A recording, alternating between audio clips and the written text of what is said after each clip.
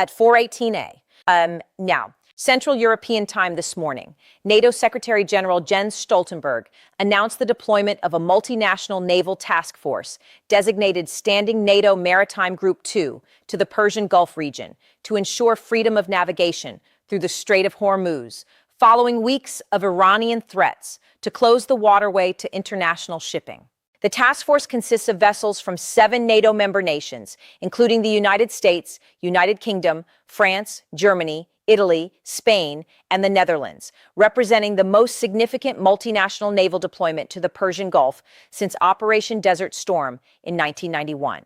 The deployment represents NATO's first ever collective action in the Persian Gulf region under Article 5 consultation procedures that treat threats to alliance member interests as matters requiring coordinated NATO responses. The decision transforms what Iran portrayed as bilateral confrontation with the United States into multilateral crisis, where Tehran faces the combined military power of 31 nations with collective defense obligations to support each other against external threats. The Iranian rhetoric that triggered this NATO deployment has been escalating for 6 weeks following the United Arab Emirates' decision to suspend all Iranian cargo transshipment through Jebel Ali port.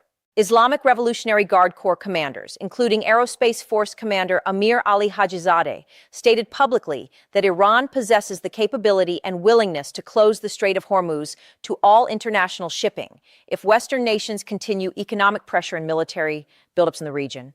Iranian state media amplified these threats with extensive coverage showing IRGC exercises involving fast attack boats, anti-ship missiles, and naval mines positioned near the strait.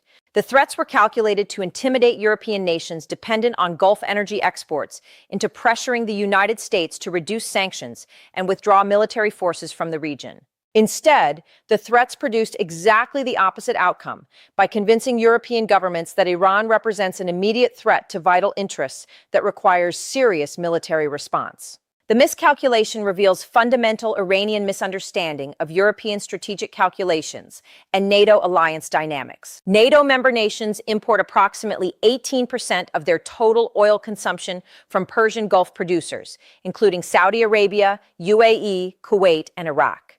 The imports represent approximately 2.4 million barrels per day transiting through the Strait of Hormuz into European refineries. Any Iranian closure or sustained disruption of shipping through the strait would produce immediate energy shortages, price spikes, economic recession, and political instability throughout Europe. Subscribe to Dr. Elena Harris right now and hit that notification bell, because what you are about to hear explains exactly why the NATO deployment represents the culmination of Iranian strategic failures stretching back 45 years, and why Tehran has no response that does not guarantee catastrophic outcomes. The composition of Standing NATO Maritime Group 2 reveals sophisticated operational planning designed to provide overwhelming capabilities across all naval warfare domains. The task force flagship is the USS Philippine Sea, an Arleigh Burke-class guided missile destroyer displacing 9,200 tons and armed with 96 vertical launch system cells carrying Tomahawk cruise missiles, SM-2 and SM-6 air defense missiles, and anti-submarine rockets. The vessel carries the AN/SPY-1D radar system, capable of tracking over 100 targets simultaneously at ranges exceeding 300 kilometers. The Royal Navy contributes HMS Diamond, a Type 45 destroyer displacing 8,500 tons and equipped with the advanced Samson multifunction radar and Sea Viper air defense system capable of engaging supersonic anti-ship missiles. The French Navy deployed the Horizon-class frigate Chevalier Paul, displacing 7,050 tons and carrying Aster 15 and Aster 30 surface-to-air missiles with advanced command and control systems. The German Navy contributed the Type 124 frigate Hessen, displacing 5,690 tons and equipped with American-supplied SM-2 missiles and sophisticated electronic warfare capabilities. Italy deployed the Frem-class frigate Alpino, displacing 6,700 tons. Spain contributed the Alvaro de Bazan-class frigate Mendes Nunez, displacing 5,800 tons, and the Netherlands sent the De Zeven-Provinciën-class frigate Evertsen, displacing 6,050 tons. Each vessel represents cutting-edge naval technology, with capabilities that individually outmatch the entire Iranian naval forces combined. Collectively, the task force possesses overwhelming superiority in every category of naval combat, including air defense, anti-surface warfare, anti-submarine operations, and electronic warfare.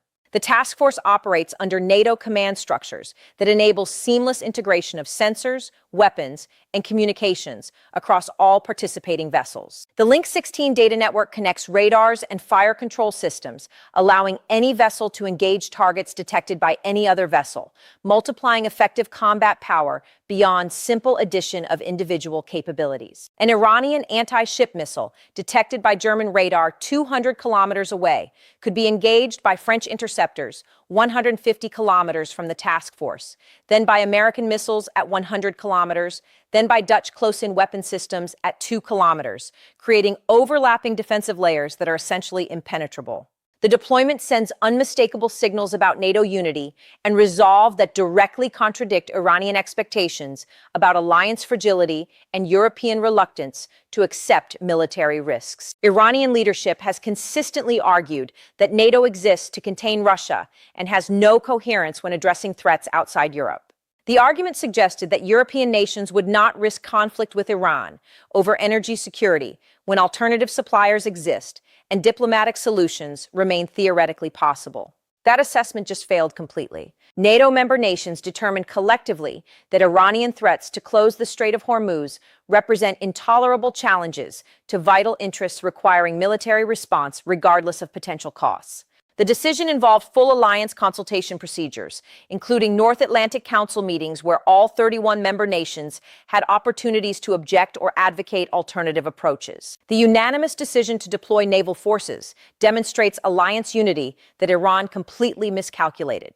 But here is where the situation becomes truly devastating for Iranian strategy and reveals the sophisticated trap that Western powers constructed around Iranian aggression.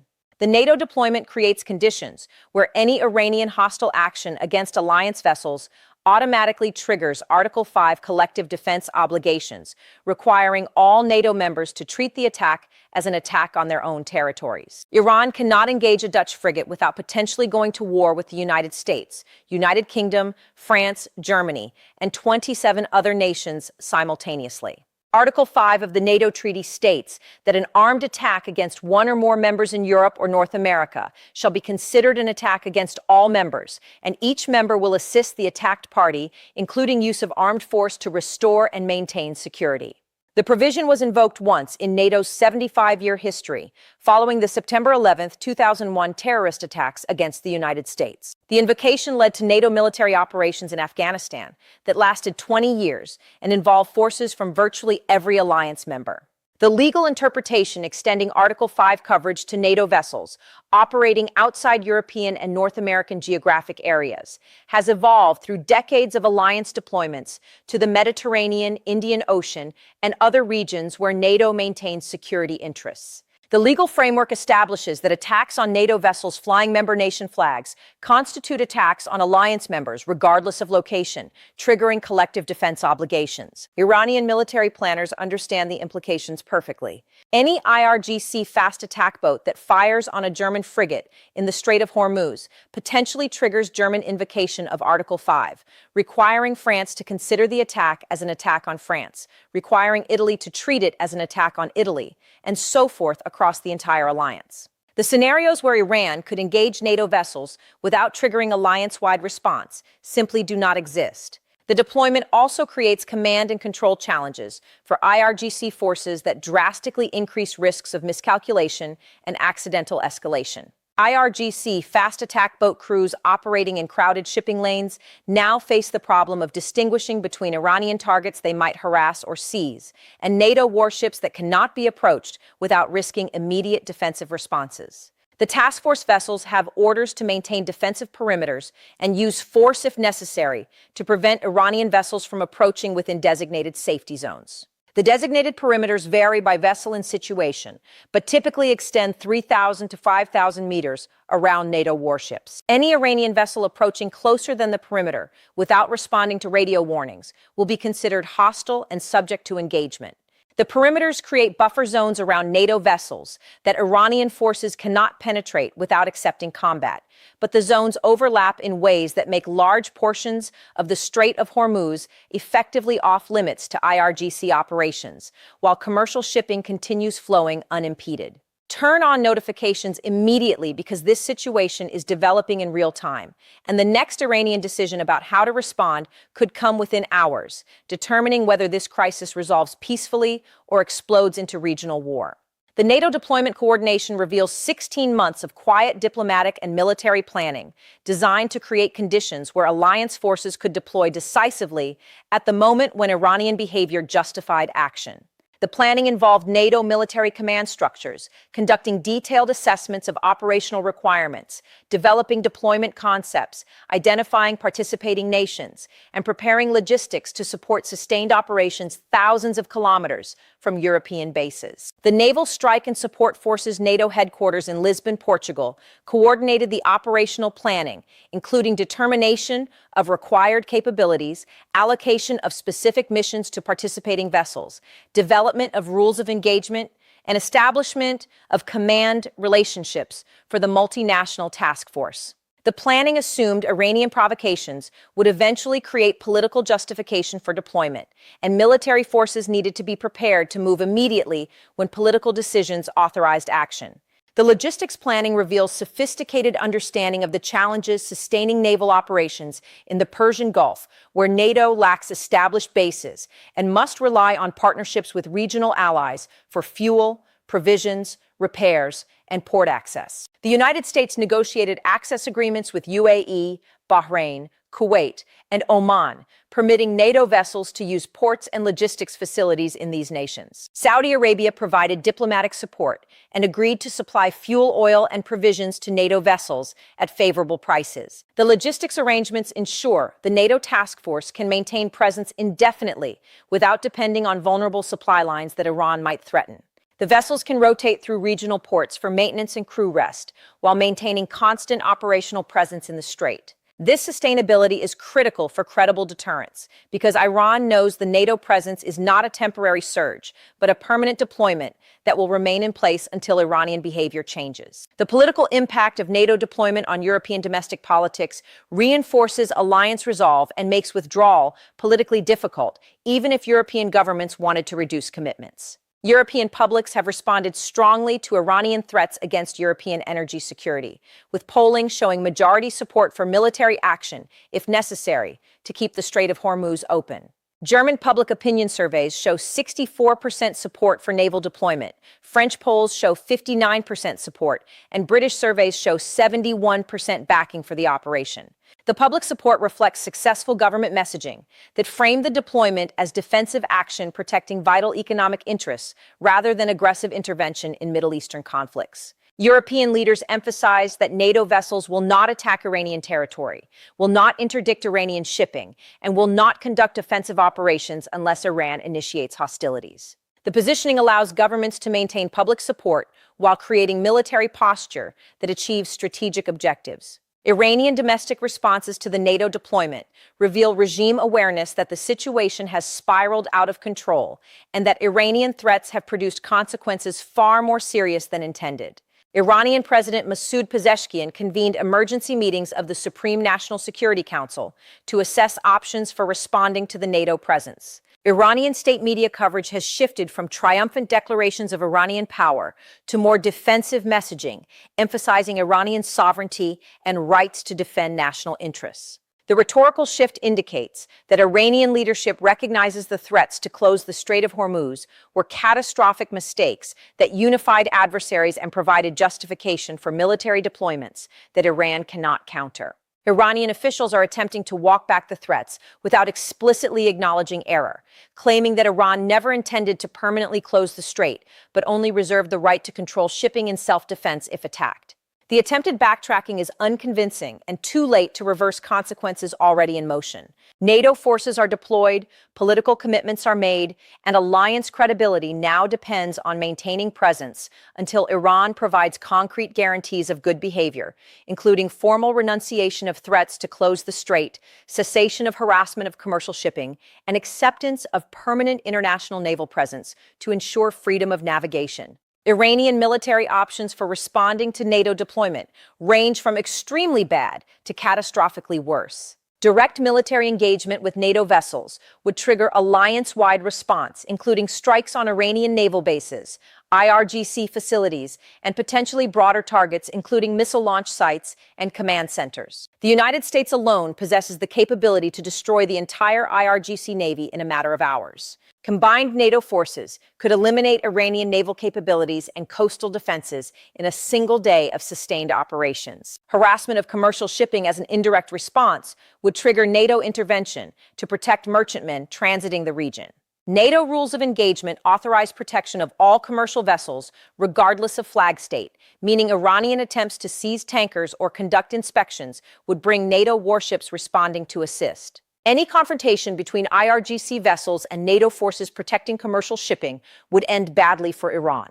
Mining the Strait of Hormuz represents the most extreme option, where Iran attempts to physically block shipping through underwater obstacles. Naval mines can be deployed from small boats and helicopters, creating potential barriers that endanger shipping without direct confrontation with NATO forces. However, mine clearance is a core NATO naval capability, with multiple alliance members, including the United States, United Kingdom, France, Germany, and the Netherlands, operating sophisticated mine countermeasures vessels and unmanned systems specifically designed to detect and destroy naval mines. A mining campaign would briefly disrupt shipping while mines were cleared, but would provide clear justification for NATO strikes on Iranian naval bases and mining infrastructure, eliminate any remaining international sympathy for Iranian positions, and guarantee permanent NATO presence that would prevent Iran from repeating the action. The costs of mining would far exceed any benefits, making this option irrational except as a desperation move by a regime facing imminent collapse. The realistic Iranian response is no kinetic military response at all, but rather rhetorical denunciations combined with quiet acceptance that the balance of power has shifted decisively against Tehran. Iranian officials will claim the NATO deployment violates international law and threatens regional security while carefully avoiding any actions that might trigger actual military engagement. The IRGC will maintain visibility through exercises and patrol operations, but will avoid approaching NATO vessels or harassing commercial shipping in ways that provoke responses. This de facto acceptance of NATO presence represents strategic defeat for Iran, but avoids triggering the immediate catastrophic outcomes that military confrontation would produce. Iranian leadership will frame the decision as strategic patience and preservation of capabilities for future operations. But the reality is that Iran has been deterred by overwhelming force from pursuing actions it previously claimed were viable options. The broader regional implications of NATO's successful deployment and Iranian inability to respond effectively will reverberate for years. Every nation that doubted Western resolve to defend interests in the Persian Gulf now has clear evidence that unified action produces decisive results. Every nation considering whether to accommodate Iranian demands or resist Iranian pressure now knows that resistance works when backed by credible military force. The Gulf Cooperation Council nations, including Saudi Arabia, UAE, Kuwait, Bahrain, Oman, and Qatar, have gained confidence that their partnerships with Western powers provide genuine security rather than rhetorical commitments that evaporate under pressure. The confidence will enable more assertive policies toward Iran, including additional economic pressure, support for Iranian opposition movements, and coordination with Israel on security matters that were previously considered too provocative. Iranian regional proxy forces in Iraq, Syria, Yemen, and Lebanon are observing their sponsors' humiliation and reconsidering whether continued alignment with Tehran serves their interests. proxy forces joined Iranian networks expecting powerful backing that would enable them to achieve local objectives while receiving protection from adversaries. The NATO deployment demonstrates that Iran cannot protect itself, much less its proxies, suggesting that continued association with Tehran offers declining benefits and increasing risks. The next 72 hours will determine whether Iran attempts any face-saving gestures that risk escalation, or whether Tehran quietly accepts the new reality and begins the difficult process of adjusting strategy to account for capabilities the regime does not possess and leverage it does not have. Every hour that passes with NATO vessels operating unmolested in the Strait of Hormuz reinforces the reality that Iranian threats were empty bluster and that the Islamic Republic's regional position is collapsing under sustained international pressure. What happens next will show whether Iranian leadership possesses the rationality to recognize defeat and pursue survival through accommodation, or whether pride and ideology drive the regime toward confrontations it cannot win and destruction it cannot prevent. The clock is running, and Iran's options are narrowing with each passing day.